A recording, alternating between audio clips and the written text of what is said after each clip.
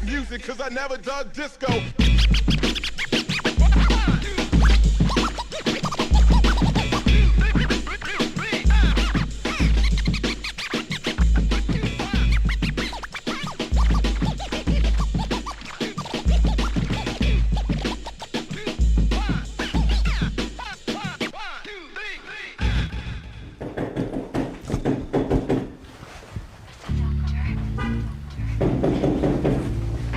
Yeah, it's me. Yeah, so I'm like 50 niggas by myself. I can rhyme against 100 niggas. Yeah, check this out. When we roll, the only ones that roll with us is Kool Keith, Brother Max, Papa Large, Dr. Sperm, Dr. Octagon. Kid, why are you moving back to New York? Why are you moving back to New York? Just to get things back in order for myself mentally. I've been here a long time. 9.5 years, long time. It's been cool, bro. I did about 200 songs. I did Sex Style, Black Elvis, Octagon. It made me open up musically on different pages. I got more broad. I don't think I would have made a lot of them records living in New York. I think I would have, you know, by me traveling, I think it made my albums more universal. You know, it shouldn't be a problem with records breaking into different territories. But unfortunately, some music don't, because some people just work on a small zip code of music. Huh? They want to hook up at 1? Yeah. 1 o'clock, let's do a dope one, you know? Yeah. We can do that. I got a fever and everything, you know what I'm saying? You be fly, you gonna be fly. It's me. What you doing? Yeah, hello. It's me. What you doing? Oh, come on. Turn the lights on in here. This is why we do. I do my photography for the girls. That's Mick. Mick used to be a big Mick makes clothes. Good evening, gentlemen. It's really a film crew here. What's cracking? You filming me right now? Yeah. What? So do you guys know about Ultramagnetic? Hey, do you got the Critical Beatdown album? That's a masterpiece. Keep going, man. Don't feel it. They use a simple back and forth, the same old rhythm that a baby can pick up and join right with them, but their rhymes are pathetic. They think they cope instead of using nursery terms, at least not poetic on an educated base, intelligent wise. As the record does turn, you learn, plus burn by the flame of the lyrics which cooks the human brain, providing heating knowledge by means causing pain, making migraine headaches. Your cells start to melt while the techniques spin. The waxes on the felt, motivating clockwise. The more you realize, more love's moving steady by most you're ever ready. I even forgot. You just kicked. Look what you did. But I was the that first shit guy. was so futuristic. And what year was that? Like 86? Because in the second verse was like, choosing scientific matter, I probe for evidence, leading melodies obtaining slight positive beams of the average formulation applied mechanically, maintainable display expressed by alternating. I was using big ass words. But anyhow, I took LSD, and the one thing I was trying to do, I remember I was a drummer then, and I could only get so far playing drums. I took LSD, and my playing was just the greatest. I sat in on a couple of Miles Davis concerts. I expanded my brain, but I had to continuously take it 2 to 3 days prior to playing, and then smoke a little weed to enhance it again. You know, so you could, because then, you know, you get the flashbacks, but it enhanced it. Because I couldn't play while tripping, but I understood what I was doing while I was tripping, and I could see the musical notes coming out the speakers, and I said, that's where I'm missing. I'm not catching the beats, and then the changes, and then the symbols and the times. I remember I used to rewind y'all shit. I broke so many tapes rewinding y'all shit. Did this motherfucker just say that? Yeah, that's Clear. we wrote. I mean, we was writing ahead of our And see, time. like, exactly. And you see that offbeat rhyme style that you had? Yeah. Well, only a few people had what? Me, I think, KRS. There was only a few good lyricists back then. I have to get people away from their computers and television sets. Get them away from cigarettes and coffee. Get them back to drinking champagne and smoking weed. It's the only way. Well, that's about it for me now. Ultramagnetic MCs. Ultramagnetic MCs.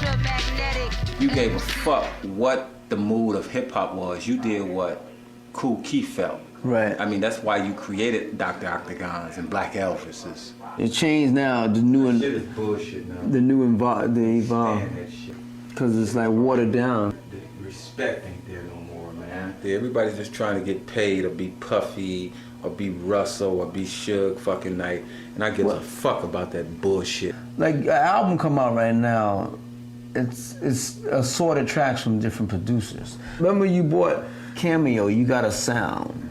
You bought when you bought Slave, you bought a sound. I'm saying now you're getting a scattered producer album. People are trying to get people with what they call a platinum beat.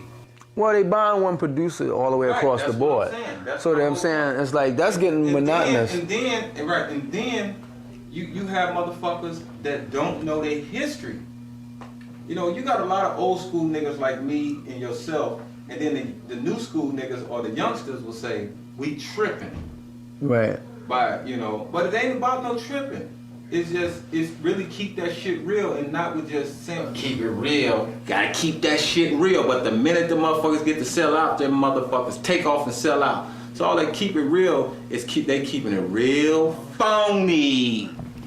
You gotta ask yourself though, keeping it real, is there really an underground? I think there's no more such thing as underground right now. Either. Okay, the underground to me is too under. The overground is too over.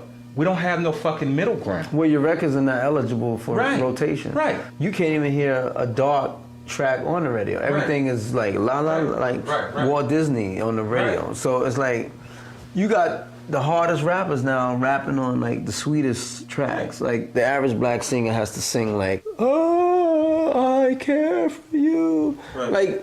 Like look at the songs Babyface used to sing. Mm-hmm.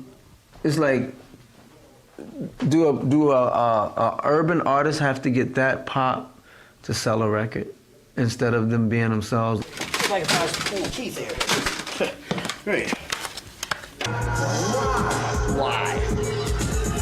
Why are you making those mean faces in your videos with the visual effects? Like how pop should we have to go pop to be pop? They're stealing. Right. They're stealing. Right. They're absolutely stealing. Those are the people who are hijacking it. Right. Those are the people who are picking our pockets and don't give a fuck. All they trying to do is make some money and then run off with the money. Rap is gone from its Grand Wizard Theodore essence and Park and... Tell me to give her these. Oh, the girl? These are nice pictures.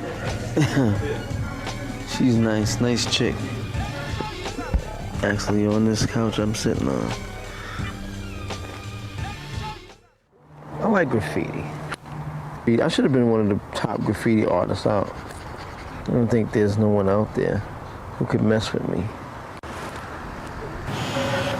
Where's Doug at? Doug! Raising levels, Jim. Flight 701. When I was in New York, I used to always wonder, who made that stuff for Flash? And they grew up where I lived at, in the Bronx. And they had a lot of those things, man.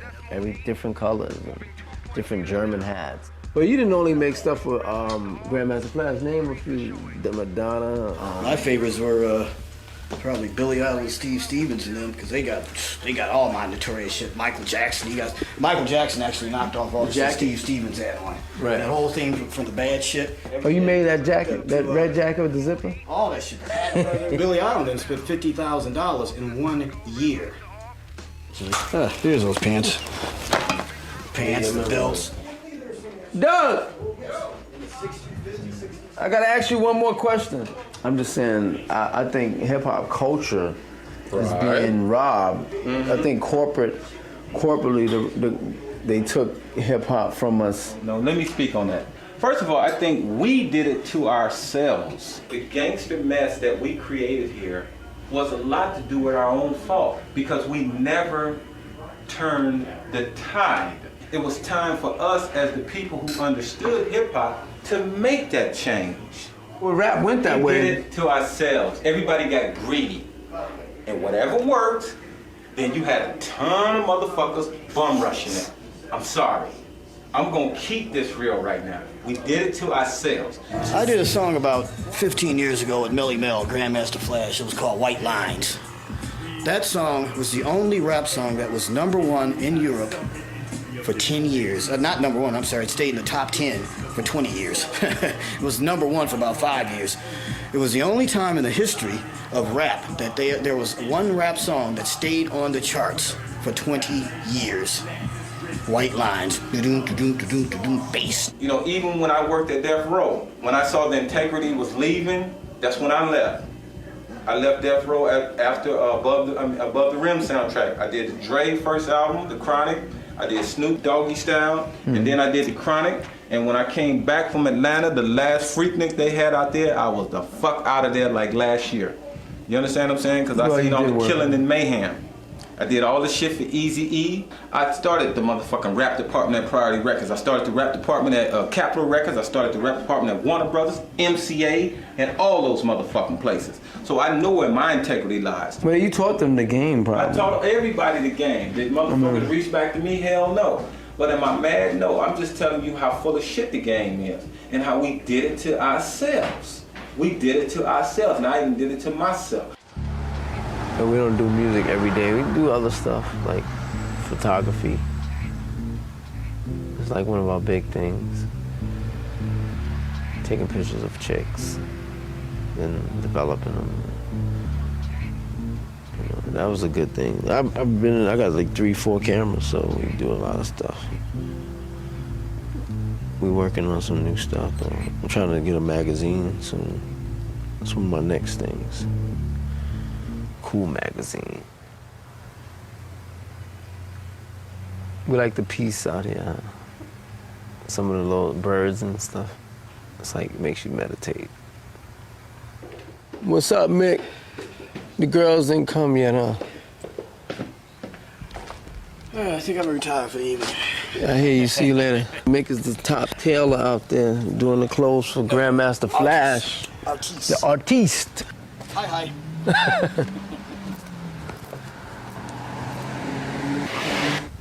Musically, tailor-wise, you know. It all intertwines, you know what I'm saying? Rap, sewing, clothes, costumes, he did it all.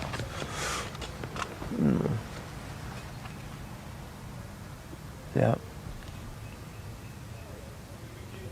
It's a cool life, though. Yeah, living in LA. I'm a regular guy. You know, cool. What do you mean computer generated? You saying this woman right here don't look like herself?